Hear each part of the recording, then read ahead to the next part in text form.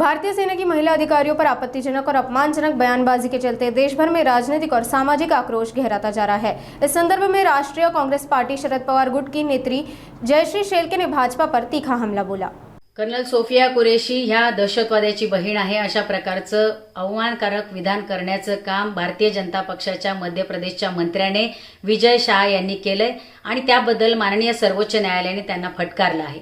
त्या पाठोपाठ समाजवादी पक्षाचे राम गोपाल यादव यांनीही विंग कमांडर व्योमिका सिंग यांच्याबद्दल जातवाचक अवमानकारक वक्तव्य केलेलं आहे।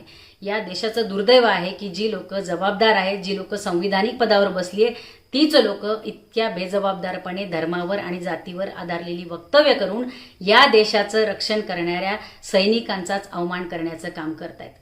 कर्नल सोफिया कुरेशी असो किंवा विंग कमांडर व्योमिका सिंग असो, या दोन्ही वीर जवानांच्या कर्तृत्वावर आम्हाला सगळ्या भारतीयांना अभिमान आहे, विश्वास आहे। त्यामुळे अशा प्रकारची जातीवरून धर्मावरून वक्तव्य करून कृपया या देशामध्ये तेढ निर्माण करण्याचं काम करू नका। भारतीय जनता पक्षाचा खरा चेहरा हा आहे की हाच भाजपा आहे, ज्या भाजपाने मालेगाव बॉम्बस्फोटाच्या आरोपी साध्वी प्रज्ञा सिंग ठाकूर यांना संसदेमध्ये पाठवलंय। हा भाजपाचा खरा चेहरा आज लोकांच्या डोळ्यासमोर पुन्हा येतोय।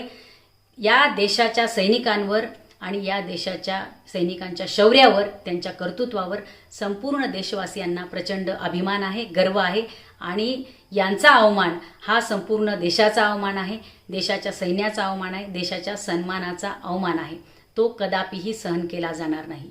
हमारी बहनों का अपमान नहीं सहेगा हिंदुस्तान।